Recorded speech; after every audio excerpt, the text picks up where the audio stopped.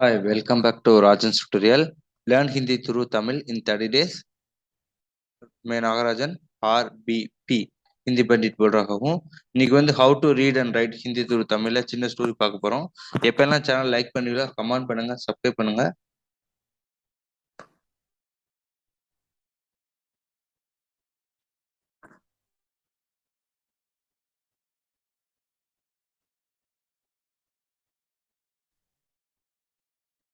Story பார்க்கலாம்.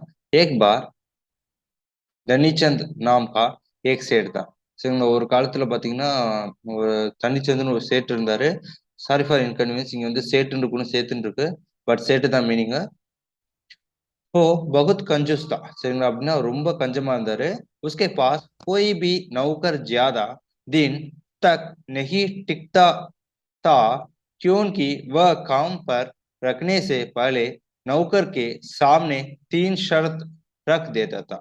என்ன பாத்தீங்கன்னா அவர்கிட்ட வேலை பார்க்கணும் அப்படின்னு பாத்தீங்கன்னா வேலைக்காரனுக்கு வந்து என்ன பண்ணா ஒரு 3 கண்டிஷன் வைக்கிறாரு, நிபந்தனை வைக்கிறாரு.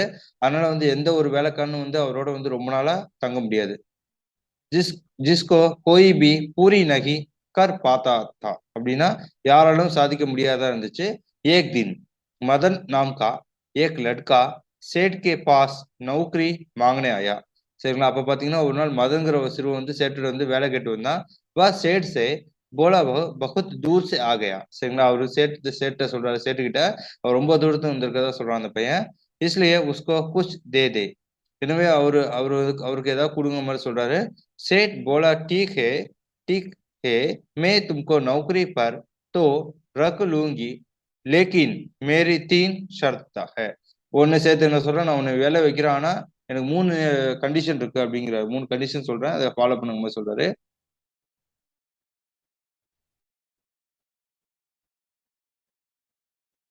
कुछ दिन तक ऐसे ही चलता रहा. एक दिन सेठ की बीवी ने उसको भोजन में बहुत सॉरी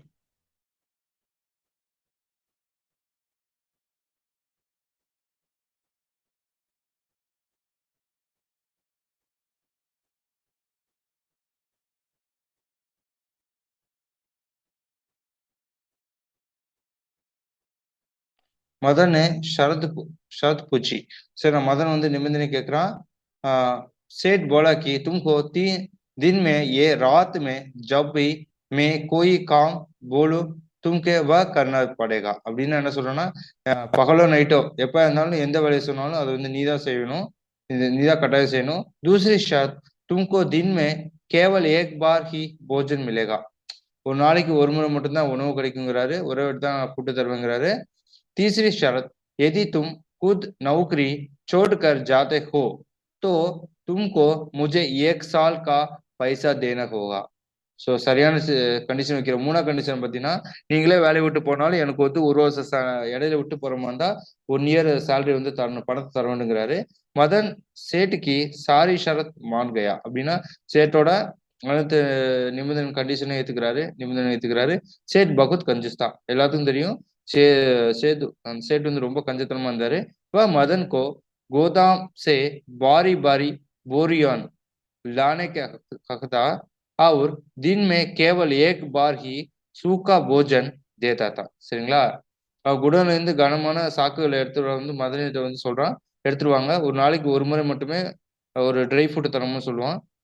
जिससे वह दिन प्रतिदिन कमजोर होता जा रहा था.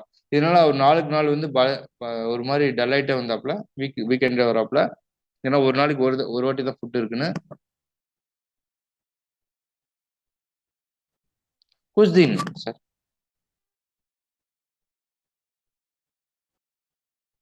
कुछ दिन के तक ऐसा ही चलता रहा. சரிங்களா, சில நாட்கள் அப்படியே இருந்துச்சு. एक दिन सेठ की बीवी ने उनको भोजन में बहुत कम रोटी दी. சரிங்களா, ஒரு நாள் வந்து என்ன போச்சுன்னா அவனோட உணவுல வந்து குறைவா அவன் ஒய்ஃப் வந்து என்ன சொல்ற, சேட்டோட ஒய்ஃப் வந்து ரொம்ப கம்மியான ரொட்டியை கொடுக்குறாங்க பாவம். मदन ने बोला इतना काम करने के बाद इतना कम भोजन दो. सेठ ने बोला तू काम ही इतना करता है. இவ்வளவு வேலை செஞ்சுட்டு கொஞ்சம் சாப்பாடு எவ்வளவு வேலை செய்யறீங்கன்னு என்று சேர்த்து சொல்றான்.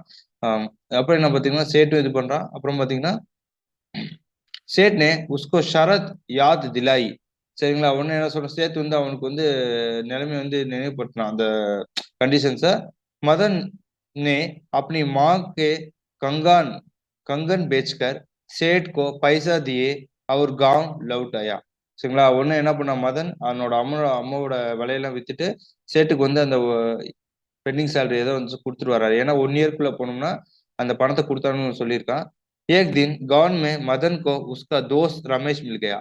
சரிங்களா. ஒரு நாள் வந்து மதன்கிற ஃப்ரெண்ட் வந்து நண்பர் ரமேஷ் வந்து கிராமத்துல மீட் பண்றான் இந்த मदन। अப்புறம் என்ன பார்த்தீங்கன்னா रमेश ने मदन से परेशानी का कारण पूछा तो मदन ने सारी बात ரமேஷ் கோ பதாதி। சரிங்களா. உடனே ரமேஷ் வந்து மதனிடம் வந்து பிரச்சனைக்கான காரணத்தை கேட்டபோது மதன் வந்து முழு விஷயத்தையும் வந்து ரமேஷ் சொல்றான். இந்த மாதிரி ஒரு சேட்டை போனது எல்லா பிரச்சனையும் रमेश ने सारी बात सुनकर सेठ का पता पूछा और मदन को चिंता न करने को कहा। அப்படின்னு என்ன சொன்னா, இதெல்லாம் கேட்ட ரமேஷ் என்ன சொன்னா, சேட்ட முகரே கேக்குறான். மதன்ட்ட வந்து நீ கவலைப்படாதன்னு சொல்றான். நான் பார்த்து கேட்கிற மாதிரி சொல்றான்। रमेश उस सेठ के पास गया है और उसे काम मांगा। சரிங்களா. உடனே போய் ரமேஷ் என்ன பண்ணான், சேட்ட போய் வேலை கேட்கறான். அதாவது இவனுக்கு ஒரு லெசன் கத்து கொடுக்கணும்னு சொல்லிட்டு सेठ ने उसको वही 3 शर्त बताई। அவன் சொன்ன மாதிரியே மதன் சொன்ன மாதிரியே சேட் வந்து அவரோட 3 कंडीशन சொல்றாரு। रमेश ने सेठ जी मैं तो आपकी 3 शर्त मानने के लिए तैयार हूं, लेकिन आपको भी मेरी एक शर्त को मानना होगा। இப்ப என்ன ட்விஸ்ட் என்ன பண்ணா பாத்தீங்கன்னா, நான் வந்து நீங்க சொல்ற 3 நிபந்தனைகளையும் கேட்க நான் தயாரா இருக்கேன். ஆனா நீங்க வந்து என்னோட ஒரு நிபந்தனை வந்து கேட்கணும், என்னோட கண்டிஷன் கேட்கணுங்கிறான்। यदि आप मुझको नौकरी से निकालते हैं तो आपको मुझे 1 साल की பகா தேனி होगी। சரிங்களா. என்ன வந்து நீங்க வந்து டிஸ்மிஸ் பண்ணீங்கன்னா ஒருவோட சம்பளம் தரணுங்கிறான்। அப்படி ஒரு நிலை வராதுன்னு சேட்டு வந்து சொல்லிடுறாரு, அதுக்கு வந்து சம்மதிக்கிறாரு। சரிங்களா. என்ன டிஸ்மிஸ் பண்ண மாட்டீங்க, பண்ணீங்கன்னா 1 இயர் சேலரி கொடுத்து அட்வான்ஸ் கொடுக்கணும்னு சொல்றாரு। सेठ ने सोचा ऐसी नौबत नहीं आएगी और उसकी बात मान गया। சரிங்களா. அது எல்லாத்துக்கும் ஓகே சொல்றாரு। அந்த மாதிரி நிலைமை வரும்னு சொல்லிட்டு रमेश कुछ दिन तक काम करता रहा। அப்புறம் பாத்தீங்கன்னா ரமேஷ் எல்லாருக்கும் வேலை செஞ்சுட்டு இருந்தான்। एक दिन सेठ रमेश को बोला जाकर गोदाम से एक बोरी लेकर आओ, फिर उसमें ताला लगा देना। சரிங்களா. அப்ப என்ன சொல்றாரு ரமேஷ் சொல்றாரு, சேட்டு போய் கிடங்குல இருந்து ஒரு சாக்கு மூட்டையை கொண்டு வா, அதை வச்சு பூட்டிக்க சொல்றாரு। மூட்டையெல்லாம் எடுத்துட்டு வந்து उसने सेठ को सबक सिखाने की सोची। उसने बोरी निकालने के बाद गोदाम का ताला बंद नहीं किया। என்ன பண்ண பார்த்தா சேட்டுக்கு பாலங்குடி வெசம் சொல்லி தரணும் என்ன பண்ணா, சாக்கு பையை வந்து வெளில எடுத்த பிறகு கிடங்கு வந்து பூட்டவே இல்லாம இதனால என்ன பார்த்தீங்கன்னா जिससे चोर उसकी सारी बोरी लेकर चले गए। இதனால என்ன பண்ண பார்த்தீங்கன்னா அவனோட சாக்கு எல்லாத்தையும் திருட வந்து திருடிட்டு போறான்। அதுல என்ன பொருள் இருக்கும் தெரியாது। सेठ ने अगले दिन रमेश से पूछा तो रमेश बोला उसने तो ताला लगाया और शायद 4 ताला भी तोड़कर ले गए। அப்ப என்ன சொன்னா மன்னர் ரமேஷ் வந்து சேட்டு கேட்டபோது என்ன சொல்றான், பூட்டினதாகவும் ஒருவேளை திருடர்கள் வந்து பூட்டை உடைச்சு சென்றிருக்கலாம்னு ரமேஷ்ட சொல்லிடுறாரு। சோ இதுல இருந்து அவன் வந்து லெசன் கத்துக்கிறான்। அப்புறம் பாத்தீங்கன்னா एक दिन सेठ ने रमेश को बाजार से लकड़ी का கட்டர் லானே கோ கஹா। சரிங்களா. ஒரு நாள் சேட்டு வந்து என்ன சொல்றான், ரமேஷ் கிட்ட போய் ஏதோ ஒரு மரக்கொட்டை வந்து கொண்டு வர சொல்றான்। लकड़ी लाने के बाद रमेश ने पूछा ये लकड़ी का गटर कहाँ पर रखे। சரிங்களா. அவன் என்ன சொல்றான், அதுக்கப்புறம் இந்த மரமூட்டை வந்து இந்த உடனே விறகு கொண்டு வந்தது என்ன கேட்கறான்னா, இந்த மரமூட்டை வந்து எங்க வைப்பதுன்னு ரமேஷ்ட கேட்கறான்। सेठ ने गुस्से में बोला मेरे सिर पर रखे थे। என்ன சொல்றான்னா, உடனே ரமேஷ் வந்து சொன்னது என் தள்ள போடுன்னு வந்து ஒரு கோபமா பேசுறான்। सेठ பேசுறா रमेश ने ऐसा ही क्या लकड़ी का कटर सेठ की सिर पर रख दिया। உடனே என்ன பண்ணனா, அப்படியே சரின்னு சொல்லி என்ன பண்ண சேட்டோட தள்ள வந்து விறகு மூட்டை வந்து போட்டுறான்। அந்த விறகு வெட்டு வந்து जिसने सेठ चिल्लाई। உடனே சேட் என்ன பண்ணா, உடனே கத்துறான்। सेठ ने रमेश को नौकरी से जाने को कहा। உடனே பண்ணா சேட்டு ரமேஷ் வந்து வேலையை விட்டு போக சொல்றான்। என் தலையை நீ வந்து இது போட்டியாடான்னு சொல்லிட்டு விறகு கட்டை போட்டியான்னு சொல்லிட்டு रमेश ने सेठ को शरत याद लिया। உடனே என்ன திலாய் அப்படின்னு என்ன சொல்றோம்னா, ரமேஷ் சேத்தோட அந்த சேட்டு வந்து கண்டிஷனை சொல்றான்। அதாவது இடையில விட்டு போன சம்பளம் தரும்ல அத। सेठ उसको पैसे देने लगा।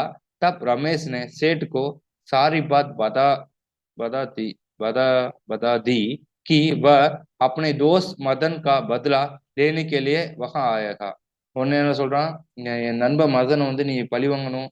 என்னது என் நண்பன் மதனை வந்து பழி வாங்கிட்ட, அதை நான் சரி கட்டுறதுக்கு தான் உன்கிட்ட வந்தங்க மாதிரி சொல்றான். உடனே வந்து மதனோட வந்து பணத்தை திருப்பி தர மாதிரி சொல்றான் சேட்டுக்கிட்ட.